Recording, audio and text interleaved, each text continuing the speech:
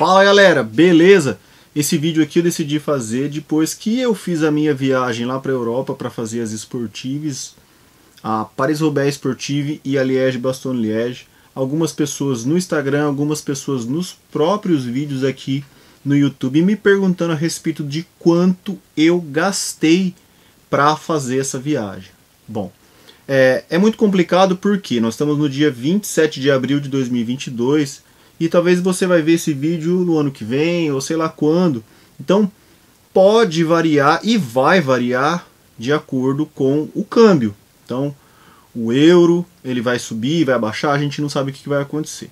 Mas então eu vou falar algumas coisas que são algumas dicas para que você consiga fazer uma viagem dessa e não é tão caro quanto a gente imagina. Bom, primeiro de tudo, planejamento. Planeje com antecedência, porque se você planejar isso com antecedência, você consegue preços melhores, tanto nas passagens, como nas hospedagens, como no aluguel do carro. O mais barato de tudo é a inscrição das provas. Vocês estão vendo aqui que eu tenho as plaquinhas das provas, né? As provas Paris-Roubaix, a Liège-Bastogne-Liège, elas são da mesma empresa, da ASO, que organiza e faz o Tour de France e as provas profissionais. Então, a organização dessas provas amadoras, essas provas acontecem um dia antes das provas dos profissionais. Então, isso é uma promoção para eles. Então, eles colocam um valor de inscrição muito baixo. Esse valor ele vai ser relativo, geralmente, às distâncias que você vai fazer. Quanto maior a distância, é um pouco mais caro. Então, vou dar um exemplo aqui. Na Liège-Bastogne-Liège, é 35 euros a menor distância, 50 a distância do meio, que é a que eu fiz, que era de 147 km, e a distância maior de 255 custava 60 euros. É um valor, mesmo se você converter, muito baixo e pelo que a prova ela oferece. Então vocês viram aí nos vídeos que eu já fiz os pontos de parada com um monte de coisa, água, isotônico, comida, barrinha de cereal, gel, então todos nesse tipo de prova. Não só na organização da ASO, mas por exemplo a Volta de Flandres, que é uma outra prova esportiva que eu fiz, ela também tem os preços muito parecidos. Geralmente essas provas elas não são competitivas, então as paradas elas são bem fartas, com bastante coisa para você comer e dá para você tentar fazer a prova sem levar nada e pegar tudo na primeira parada. Então o valor de inscrição, barato. Segundo ponto, viagem. A viagem de avião para a Europa, eu vou pegar como o padrão a viagem saindo de São Paulo, Aeroporto Internacional de Guarulhos. Eu paguei na passagem R$ 3.187. Esse é o valor só da passagem, sem mala bike, sem mala de bordo.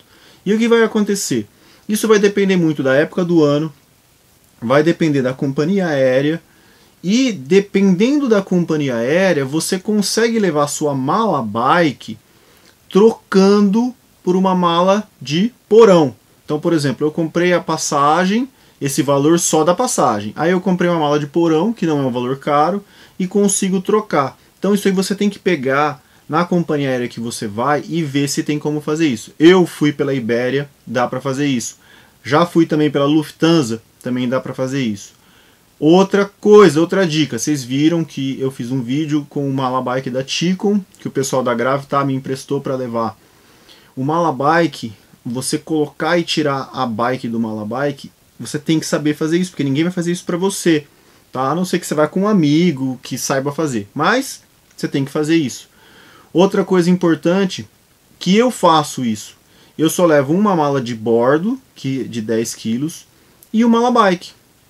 E no Malabike você vai colocar basicamente a bicicleta, você pode colocar seu capacete, sua sapatilha, mas o ideal é você levar isso na mala de mão. E também você pode levar mala de mão e uma mochila. Então, isso aí faz que você pague menos. Se você levar muita coisa, vai ser muito difícil de você carregar. E também você vai ter problema com a questão de excesso de peso. E as companhias aéreas elas estão em cima disso aí. Então, leva uma mala bike e uma mala de mão e uma mochilinha nas costas, dá para você fazer isso. Não adianta levar muita roupa, né? O ideal é você ir num lugar que você tenha uma máquina de lavar roupa para lavar as suas roupas, é o que eu faço sempre. Mais uma coisa importante, tente ficar num lugar aonde, eu prefiro ficar num lugar aonde você tenha liberdade, por uma casa, num apartamento, não fique no hotel. Por quê? O hotel vai ser proporcionalmente muito mais caro, tá? E se você for em 4 pessoas, você consegue dividir esses lugares com essas pessoas e o preço fica muito menor. Vamos pegar então os 2 lugares que nós ficamos, os 2 lugares, uma semana cada. Ficou ao redor de 350 euros para dividir em 2, mas a gente podia dividir até em 4 esses lugares. Então, se você for em 4 pessoas, vai ficar menos de 100 euros para cada um por semana. Então, se você planejar, vou ficar uma semana, vou fazer a Paris-Roubaix, vou ficar uma semana, vou fazer a Volta de Flandres, vou ficar uma semana, vou fazer a Liège-Bastogne-Liège, ou qualquer outra das provas que tem esportiva e que tem um calendário absurdo na temporada, você consegue ficar uma semana de hospedagem gastando menos de 100 euros se você for com mais 3 pessoas. Isso eu consegui através do quê? Do Booking. Então o site Booking lá você pode reservar até uma semana antes da prova, ou 2 dias antes você pode cancelar se tiver algum incidente. Tá? Bom, além disso, pessoal, aluguel de carro também é interessante. Se você vai para um lugar que não é tão perto, você alugar um carro, porque você ir de trem ou você ir de ônibus é um pouco mais difícil. Então, o ideal é você alugar um carro que você possa levar a tua bicicleta e as tuas coisas. Se você tiver com mais gente, vocês estão querendo alugar um carro maior, como já aconteceu comigo, eu fui com 3 amigos, alugamos uma van e dividido em 4 ficou muito barato. Mais ou menos a mesma coisa, um pouquinho mais de 100 euros para cada um, dependendo do tanto de tempo. A gente ficar lá 2 semanas vai ser um pouco mais caro. Uma semana é um pouco mais barato. Mais uma dica. O que acontece na Europa? O preço dos produtos nos supermercados é muito barato. Então, se você ficar numa casa, que nem essas casas que eu fiquei aí e tal, você pode ir no supermercado, comprar a sua própria comida e fazer essa comida, né? Cada um vai comer o que gostar aí, o que quiser, faz a sua comida e come em casa. Geralmente o que a gente fazia? Acordava para pedalar, lá não se pedala 7 horas da manhã igual aqui no Brasil. Acordava, saía lá tipo 9 horas da manhã, fazia um pedal, chegava tipo 4 horas da tarde, comia uma coisinha no caminho, no café, ou comia uma coisinha em casa. Depois saía para fazer outras coisas, conhecer lugares, conhecer lojas de bike, conhecer lugares importantes da região. Voltava e jantava e ia dormir. Então isso aí barateia muito a sua viagem. Mais uma coisa, dentro de todo esse aspecto aí, tem várias coisas relacionadas. Então a língua, você tem que pelo menos saber falar inglês. Tem muitos lugares que eles não falam inglês, mas a maioria do pessoal fala inglês, mesmo na Bélgica. Mas se você chegar lá no interior da França e perguntar para um senhor de idade, ele não vai falar inglês. Você vai ter que falar francês. Você pode até entender alguma coisa, mas é um pouco mais complicado. Então, se você souber inglês, pelo menos já você consegue se salvar na maior parte das coisas. Mais uma coisa interessante, quando você vai assistir a prova dos profissionais, que foi o que a gente fez, pesquise antes o trajeto da prova, onde você pode ver. Procura isso, que aí você vai conseguir ficar num lugar que é crítico da prova, um lugar interessante. É claro que a prova vai fazer um percurso enorme, você pode ver eles passando, né?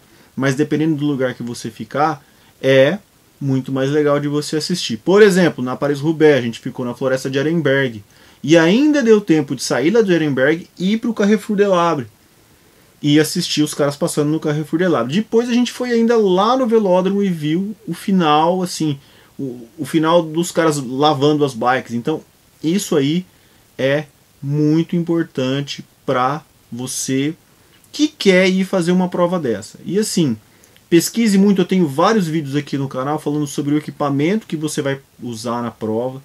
Não é brincadeira, às vezes você vai com um equipamento que não é adequado, você pode até não conseguir terminar a prova, principalmente em Paris-Roubaix. E tem um monte de fatores a mais. Então, pessoal, esse vídeo aí é para falar um pouquinho sobre essa experiência. E aí, deixa aqui embaixo nos comentários as suas dúvidas que eu vou responder. Então, tem muita gente que tem dúvida a respeito de uma coisa ou outra, tal.